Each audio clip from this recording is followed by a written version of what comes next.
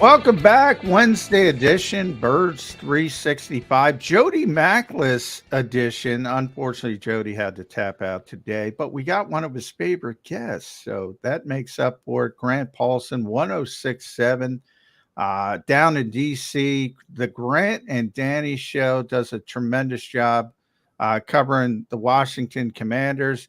Does everything. Big baseball guy as well. Jody loves that. Impact of Grant Paulsen.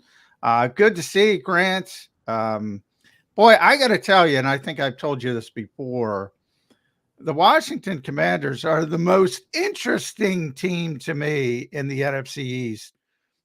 It starts at the top with Josh Harris finally in the post-Daniel Snyder era. But, man, free agency, Dan Quinn, you got this Cowboys tint on the coaching staff. I think I counted 19. Is that right? 19 free agents they've signed. Unbelievable turnover. How excited are the people inside the Beltway finally about the Washington Commanders? Yeah, great to talk to you, Johnny Mac. But there's no doubt turnover is the right word. I mean, this new front office. So for people that haven't been keeping score in Philly, obviously ownership has changed. Dan Snyder's out. And you mentioned Josh Harris, the owner of the 76ers, is in. He fired Ron Rivera at the end of the season after a 4-year stay where they didn't go over 500 at any point. They bring in a new general manager and Adam Peters, who was the top talent evaluator for John Lynch and Kyle Shanahan in San Francisco, that built a bevy of these NFC championship game teams for San Francisco over the last several years.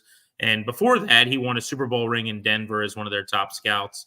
And way back when won 2 rings with the New England Patriots. So this is a guy who's got a great resume, great track record as a scout.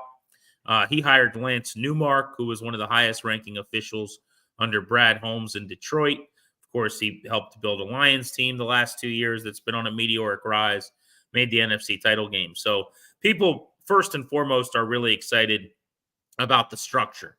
Washington has not truly had a general manager in the Howie Roseman vein that kind of runs everything. You got to go back to when the team was winning Super Bowls probably in the 90s and the early 90s.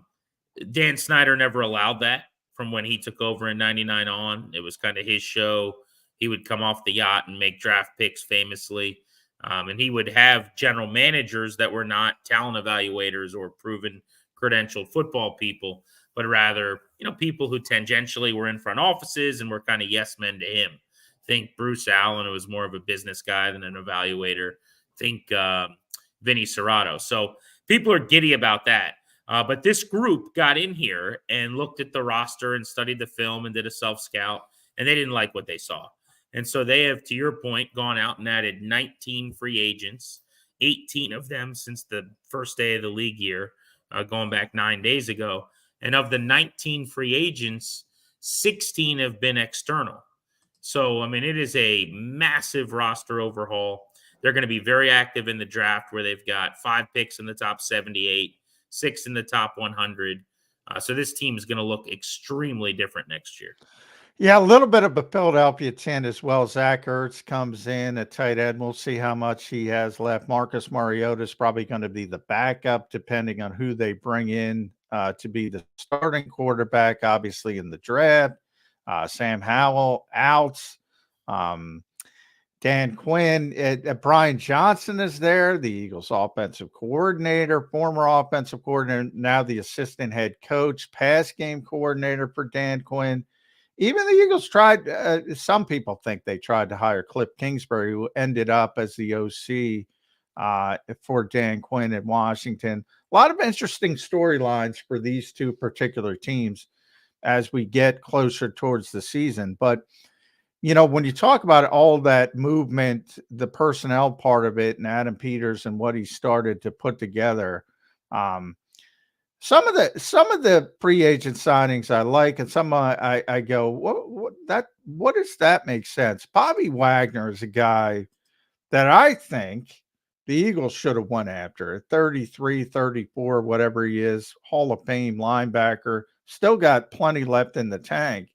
But this seems like a rebuilding situation in Washington, even though it's exciting.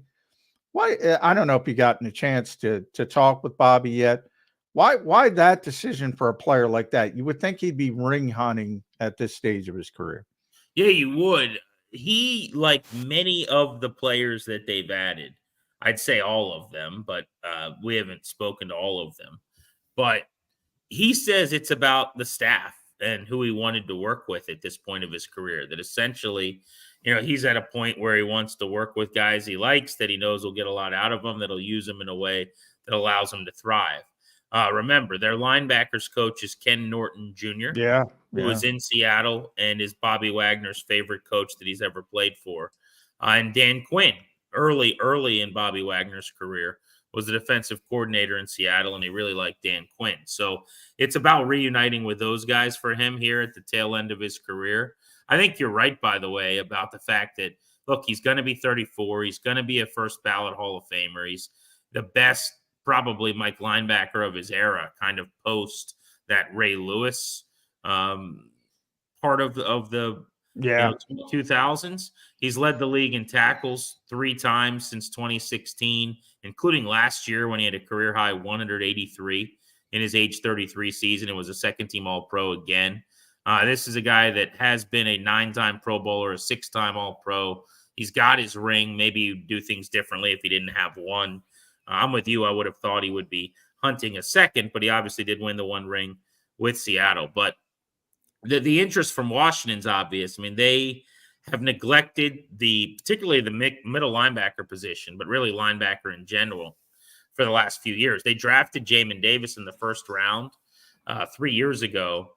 But other than that move, and certainly since that move, it's as if linebacker in the previous regime, weirdly enough, because their head coach was a linebacker in Rivera, their coordinator was a linebacker in Del Rio, they just didn't really value the position. They would use 2 at a time at most with an extra safety, kind of as a what they called a Buffalo nickel, went heavy.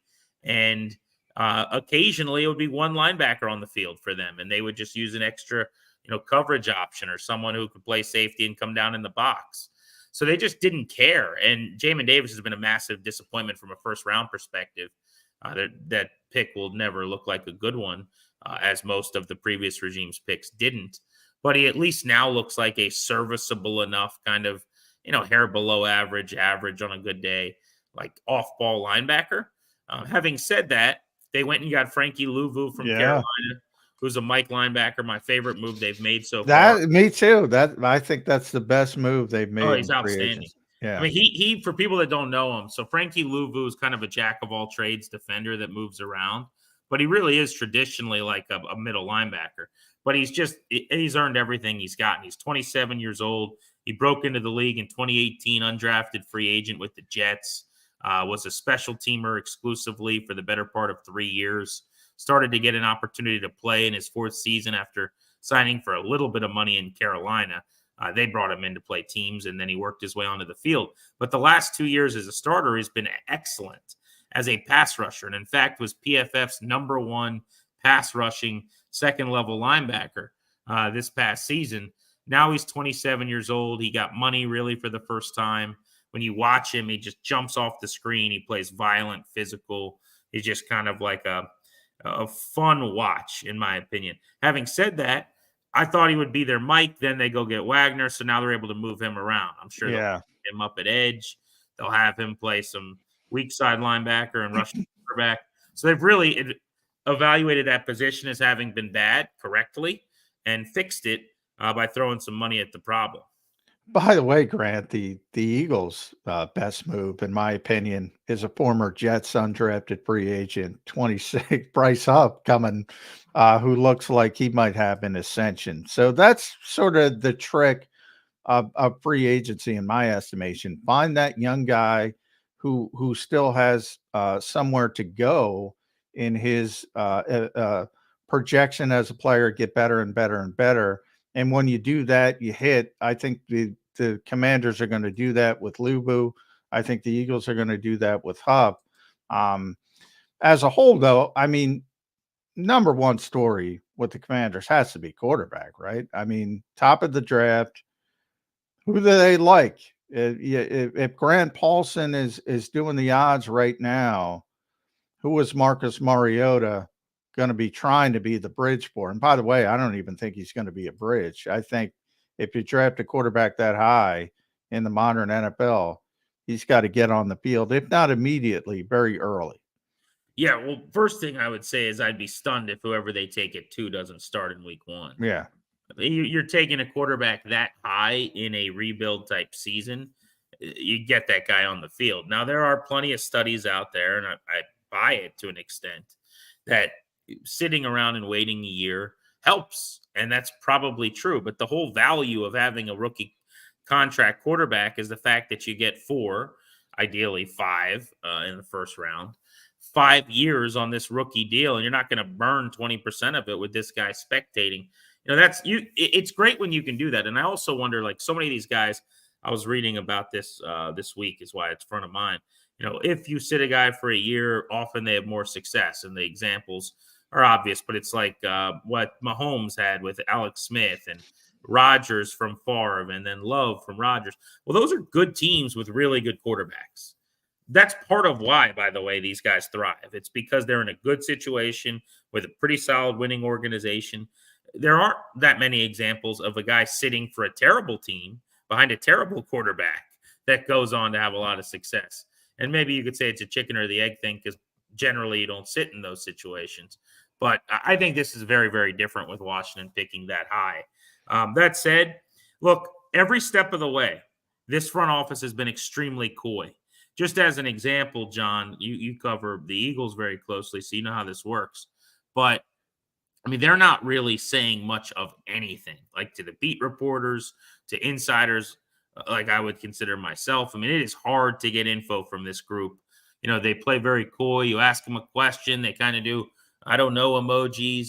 It's this new group does not, even to educate, when you go, hey, how are you thinking about using this guy or whatever, like they just don't have a lot to say. And I don't mind that. It's all mysterious. Like that's okay. That's how they're handling the number 2 pick so far, for what it's worth. I think anybody who tells you they know what Washington's doing is lying, because I don't think they have made that decision. They still have to sit down and meet with these players extensively. They'll be at J.J. McCarthy's pro day. They're having dinner with him tonight. And then Drake May, and then Jaden Daniels. They're with Caleb Williams, I think, this week for his pro day. Yeah, his pro day's today. Yeah. Yeah, so I think they had dinner with McCarthy last night, flying to his pro day today. So long story short, here's my prediction. And this is right now, this is a guess, but this is just kind of a hunch. I think they go Jaden Daniels out of LSU, the Heisman Trophy winner. I think, like most teams, they view the additive of an electric rusher who's one of the great athletes on any field that he's on, who can make you wrong with his feet and who can make big plays and give you something else to think about. That gives you a little more margin for error and wiggle room as a passer. You saw that early with Jalen Hurts, even to an extent as he struggled a little bit last year. I thought he was unbelievable 2 seasons ago when he almost won the MVP, but that was kind of a different level than we've seen. But that's just my guess is, Adam Peters, the GM, was with Brock Purdy and Tom Brady and Peyton Manning. And Dan Quinn was with Matt Ryan. But you kind of see this where defensive head coaches, they like to run the ball maybe, and they like to, you pair a defensive coach with a running quarterback. We've seen that in some places. So, that's just my hunch. I would take Drake May. You didn't ask me my opinion, but I think, and it's 52-48. But if I had to guess right now, I think you're seeing. See, I'm a Jaden Daniels guy, and okay. Because I want that playmaking aspect, but that's where I was going to go with you. Adam Peters' history in San Francisco, as you mentioned recently. And now the Shanahan offense has become the thing. I shouldn't say it's become the thing, but it has been a thing for a very long time. Shanahan Kubiak offense, which you guys know very well in Washington. Oh, yeah. How much, and they went through the Trey Lance, Brock Purdy thing where they were trying to go in a little bit of a different direction, which surprised me with Kyle Shanahan, because he wants that drop back, play action thrower. And all of a sudden it works, the quick processing with Brock Purdy. I wonder if that seeps into Adam Peters' mind and shifts towards Drake May or JJ McCarthy. Yeah, I think if they would have hired Clint Kubiak, who was available and Yeah, ended up, I think, in New Orleans, elsewhere. yeah, Like I would definitely feel like they were headed toward Drake May, who I think is a good fit for that. That play action, throw the ball middle of the field behind linebackers, in breaking dig routes. Like, could totally see it. And it may still be that way, right? Cliff Kingsbury, we're talking about the air raid. Either guy, based on what they did in college, can kind of do that. It fits. I think a lot of people think because Cliff Kingsbury was with Kyler Murray and handpicked him at 1, maybe his proclivity is the dual threat who can run with speed. That's certainly a popular opinion in town. They also went and got Marcus Mariota. A lot of people took that as a tell and evidence maybe that they are going to build some design keepers and reads and read options into the offense. I don't buy that. And I think you're picking between a handful of not very good backup quarterback options. They tried to sign Sam Darnold as an example. He's not that guy at all. They ended up going with Mariota. So I think those are two very different things. Also, I think it's fine to have a change of pace out of the bullpen that's very different than your starter. Not everybody's the Ravens, who constantly has like a running, yeah, capable yeah. quarterback behind Lamar. But I mean, for me, look, I am, if I take off my media hat for a second and just a guy who does radio and follows this team, I'll be excited to talk about, to cover, to watch games for either of these guys. I mean, Jaden Daniels, 50 touchdowns combined and 4 picks last Yeah. year as the Heisman Trophy winner. I think at number 2, it's a great pick. It's a fine pick. I have major concerns about his transition based on a bunch of numbers that I've got that I care about analytically in terms of making the transition. These are things like, do you turn pressures into sacks in college? He does at an alarming rate. Do you leave clean pockets? He does way more often than I'd like. Do you throw to the middle of the field? He never did in college. When you throw the ball deep, are you throwing to open receivers? Nobody in the country threw to more wide open receivers downfield than he did last year. He's got 2 guys, as you know, he was throwing to going in the first round.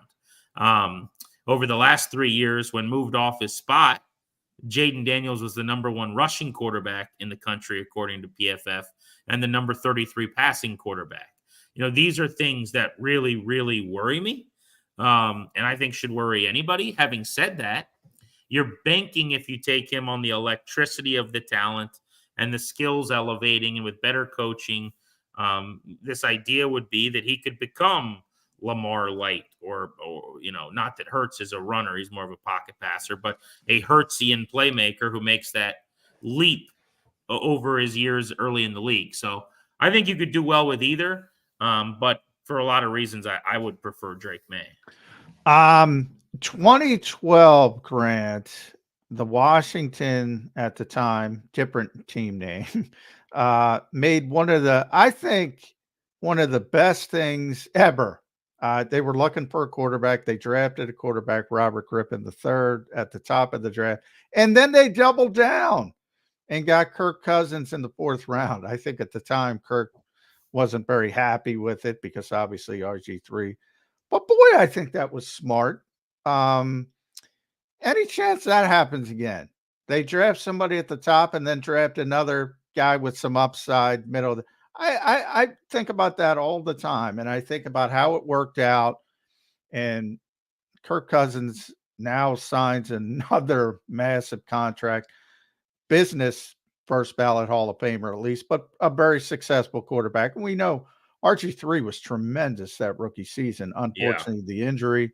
I just think it was so smart, and nobody in a copycat league, nobody copies it. Why is that? So it's interesting. I agree with you that it was smart in the sense that they got a really good quarterback outside of the top 100. And as we've seen, now 12 years later, he's still going strong pending how he comes back from the Achilles. The problem with what happened, and maybe the reason you don't see it done, is because those 2 guys had a odd relationship behind the scenes immediately. And Griffin despised that they did that. Well, I don't know that he would necessarily admit that, but on his behalf, if I could say, you shouldn't ever be looking over your shoulder when a team trades the farm to go get you. Maybe the complicating factor in DC was he correctly knew that he was the owner's pick largely. And Cousins was the guy that from a very early on time, certainly Kyle Shanahan and probably Mike Shanahan took a liking to and said, this guy, he's the one. We like him. We like this style more. And so look, if Robert Griffin never gets hurt after he was rookie of the year and he had a 4-to-1 touchdown interception ratio, maybe he ends up continuing to develop. He's still here and Cousins moves on after a couple of years.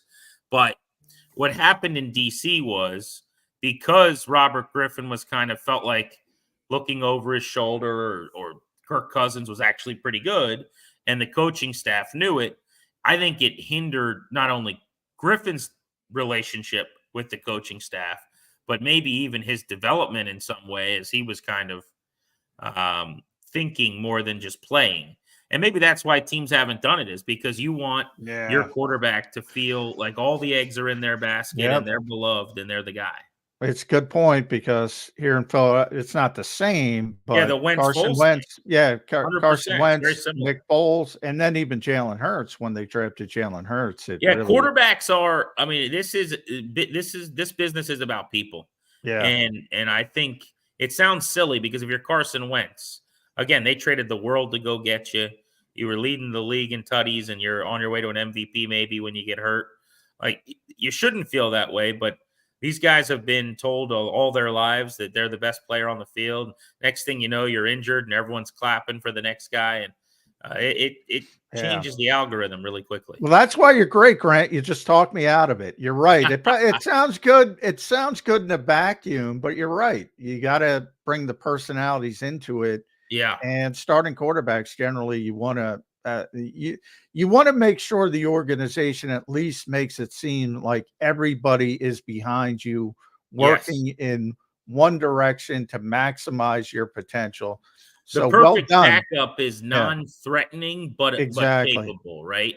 Yeah. And anytime that balance gets out of whack, where you start getting callers into, Birds 365, you get your comments coming in or going, hey, doesn't this guy do some good things? Like, all of a sudden the starter starts feeling some kind of way.